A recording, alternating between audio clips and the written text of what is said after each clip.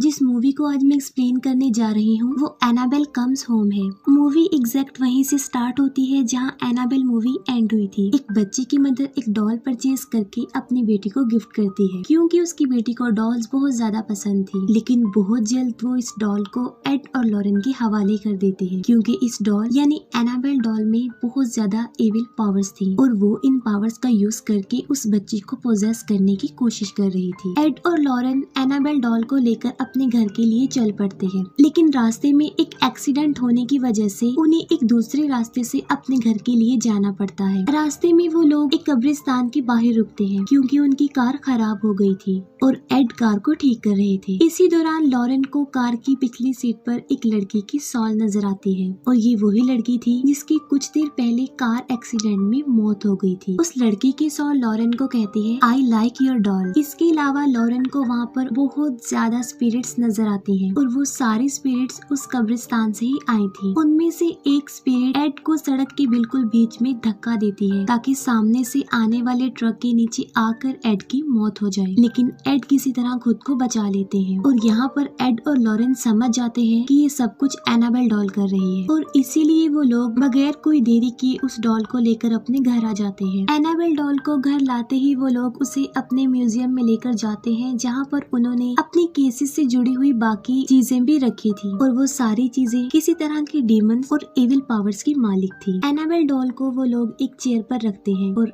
Annabelle doll की वहाँ मौजूदगी से अजीबोगरीब होने लगता है, जैसे कि घड़ी का उल्टा चलना और बाकी चीजों की मूवमेंट, जो कि काफी अजीब था। और इसीलिए वो लोग एनाबेल डॉल को एक फादर से ब्लेस्ड करवाते हैं और उसे एक शीशे की बॉक्स में बंद कर देते हैं जो कि चर्च से मंगवाया था। यहाँ पर हमें एनाबेल डॉल की पावर का पता चलता है, यानी वो हर तरह की स्पिरिट्स, चाहे वो अच्छी हो या बुरी, उन्हें अपनी तरफ अट्रैक्ट करती है और उनसे अपने विक्टिम पर अटैक करवाती है। इसके बाद हमें एक साल बाद का सीन दिखाया जाता है जहाँ एड और लॉरेन की बेटी जोडी दिखाई जाती है जो कि अपना ब्रेकफास्ट लेते हुए न्यूज़पेपर में एक न्यूज देख रही थी। उस न्यूज में एड और लॉरेन के बारे में बताया गया था। लोग उनके बारे में कह रहे थे कि ये लोग फेक हैं और वो पैसों के लालच में डेमन फोर्सेस से लड़ने का ड्रामा करते हैं। और यहाँ पर एक क्वेश्चन भी पूछा गया था कि क्या ये हीरोज हैं या फिर हॉक्स। स्कूल में भी जूडी को बाकी बच्चे उसके पेरेंट्स को लेकर काफी परेशान करते थे और यही वजह है कि जूडी का कोई भी क्लोज फ्रेंड नहीं था। नेक्स्ट मॉर्निंग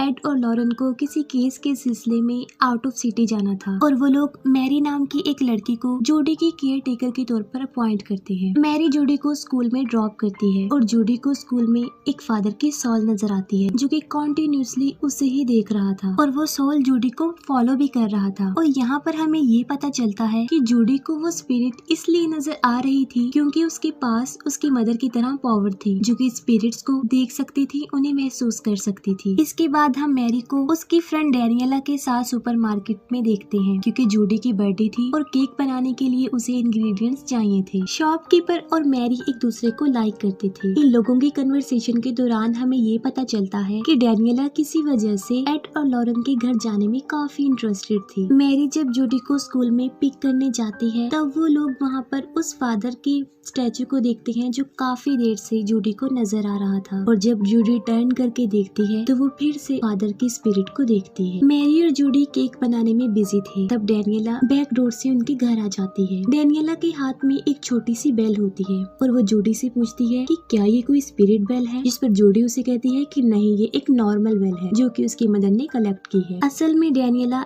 एड और लॉरेन के काम में काफी इंटरेस्टेड थी और वो उनके घर को एक्सप्लोर करना चाहती थी और इसीलिए वो जूडी को रोलर स्केट्स गिफ्ट करती है। तब जूडी और मैरी घर से बाहर जाते हैं और डैनियला घर में अकेली होती है और उसे घर को एक्सप्लोर करने का मौका मिल जाता है। डैनियला वॉरेन के म्यूजियम को ओपन करने की कोशिश करती है लेकिन उसका डोर लॉक था और फिर वो डोर के बाहर से ही स्पिरिट से कांटेक्ट करने की कोशिश करती है लेकिन फिर भी कोई फायदा नहीं होता और डोर नहीं खुलता। वो उस दरवाजे की चाबी को ढूंढते हुए एड के ऑफिस में पहुंच जाती है और एक पिक्चर के पीछे डैनियला को उस म्यूजियम की चाबी मिल जाती है और वो उस चाबी से उस म्यूजियम के दरवाजे को खोल देती है। डैनियला का यहाँ पर आने का मकसद ये था क्योंकि वो अपने फादर जो कि मर चुके थे उनकी सोल से कांटेक्ट करना चाहती थी और जाहिर है इस म्यूजियम से बेहतर जगह और कोई नहीं हो सकती। और इसके बाद वो म्यूजियम के अंदर चली जाती है। डैनियला म्यूजियम में रखे हुए आर्टिफैक्ट्स को टच करती है और इसी दौरान एनाबेल डॉल उस शीशे की बॉक्स में ही गिर जाती है। अब हालांकि हालांकि उस ग्लास बॉक्स पर वार्निंग लिखा था, लेकिन इसके बावजूद डेनियला ग्लास बॉक्स का दरवाजा खोल देती है। बस ऐसा होते ही जूडी का बर्थडे केक जलने की वजह से फायर अलार्म एक्टिव हो जाते हैं और डेनियला ग्लास बॉक्स को लॉक किए बगैर ही वहाँ से भाग जाती है। यहाँ पर हमें इस बात का अंदाजा हो जाता है कि एनाबेल डॉल जो कि अब बिल्कुल आजाद हो चुकी थी और वो अपने एविल पावर्स का यूज करके अब कुछ भी कर सकती है। और तभी डोरबेल बजती है। मैरी जब दरवाजे के हॉल से देखती है तो बाहर कोई भी नहीं होता, जिस पर वो काफी हैरान हो जाती है। लेकिन मैरी दरवाजा खोल देती है और वहाँ पर उसे एक बच्ची नजर आती है जो उसे कहती है कि उसने एनाबेल डॉल से खेलना है। और फिर तभी अचानक से वो बच्ची वहाँ से गायब हो जाती है, जो कि जाहिर है हैरान कर देने वाला मंजर तो था ही। डेनियला को अपने फादर की सॉल नजर आती है और वो उन्हें फॉलो करते हुए घर के अंदर चली जाती है। जूडी भी डेनियला को फॉलो करते हुए घर के अंदर चली जाती है, जहाँ जूडी को एक रूम में एनाबेल डॉल एक चेयर पर बैठी हुई नजर आती है और वहाँ पर अजीबोगरीब होने लगता है। और बेड के नीचे जूडी को एक नोट मिलता है जिस पर लिखा होता है मिस मी और साथ में क्वेश्चन मार्क। और वहीं पर जूडी को एक शैडो चलता हुआ नजर आता है और तभी अचानक से दी ब्राइड जूडी के सामने आ जाती है और एक चाकू लेकर जूडी पर अटैक करने लगती है। जूडी क्रॉस उसे दिखाकर खुद को प्रोटेक्ट करती है और साथ में काफी चिल्लाती है और उसके चिल्लाने की आवाज मैरी और डेनियला सुन लेती है। मैरी जूडी के पास आती है और उसे हौसला देती है। यहाँ पर जूडी मैरी को बताती है कि उसके पास ये एबिलिटी है कि वो स्पिरिट्स को देखती है, जिस पर मैरी उसे कहती है कि जरूरी नहीं है कि सारी स्पिरिट्स ही बुरी हो, कुछ अच्छी भी होती है। डेनियला को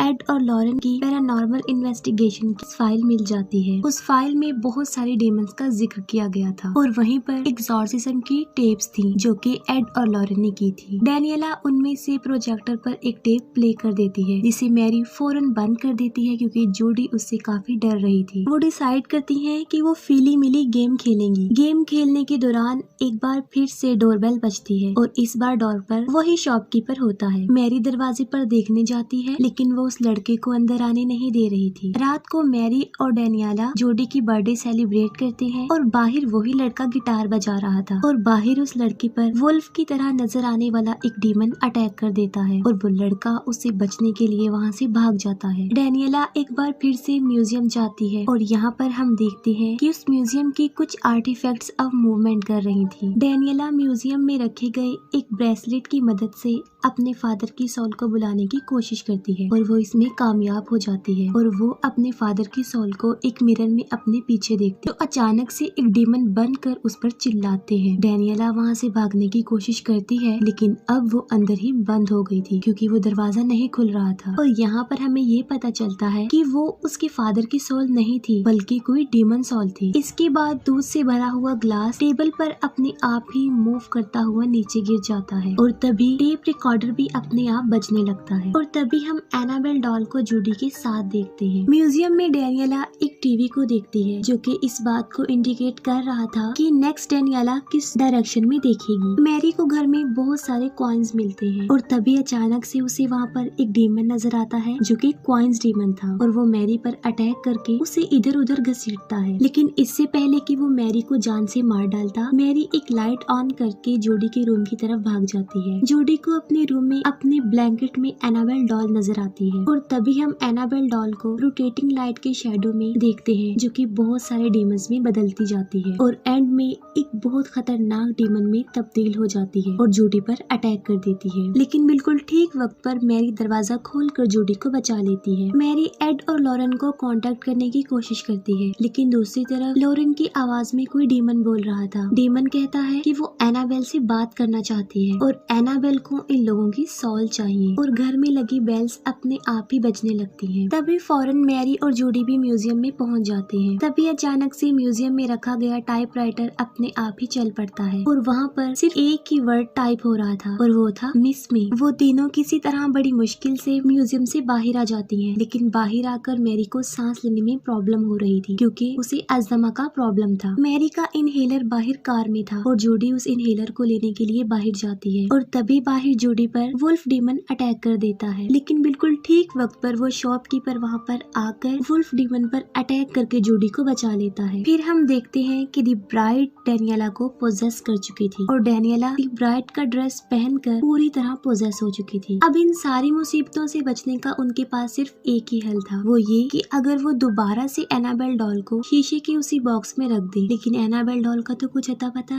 था ही नहीं कि वो कहाँ गई है। और एक बार फिर से हम उस फादर की स्पिरिट को देखते हैं जो काफी देर से जूडी को नजर आ रही थी और वो गाइड करके जूडी को घर की उस तरफ ले जाते हैं जहाँ पर एनाबेल डॉल थी। और यहाँ पर हमें पता चलता है कि उस फादर की स्पिरिट अच्छी स्पिरिट थी। और यहाँ पर ये बात भी साबित हो जाती है कि सारी स्पिरिट्स बुरी नहीं होती, उनमें से अच्छी भी हो सकती है। मैरी और जूडी फीली मिली गेम की मदद से उस रूम की चाबी ढूंढती हैं जहाँ पर एनाबेल डॉल थी और फिर मैरी उस रूम में जाती है। उस रूम में बहुत ज्यादा डीमंस थे और बैड स्पिरिट्स थी जो कि मैरी को काफी डराने की कोशिश करती है। यहाँ पर बड़ी मुश्किल से मैरी एनाबेल डॉल को लेकर रूम से बाहर फेंकती है और जूडी एनाबेल डॉल को उठाकर वापस उस बॉक्स में रखने के लिए भागती है। लेकिन रास्ते में पोसेस डेनियला जूडी पर अटैक कर देती है। मैरी और जूडी डेनियला का मुकाबला करती है और जूडी अपने पेरेंट्स के थ्रू किए गए एग्जॉर्सिज्म की वीडियो प्रोजेक्टर पर प्ले कर देती है। इस वीडियो को देखकर डेनियला का भी एग्जॉर्सिज्म हो जाता है और अब वो दी ब्राइड के कब्जे से आजाद हो चुकी थी। अब ये तीनों लड़कियां म्यूजियम में जाकर एनाबेल डॉल को ग्लास बॉक्स में रखने की कोशिश करती हैं, जहाँ पर बहुत सारे डीमन उनकी कोशिश को नाकाम बनाने की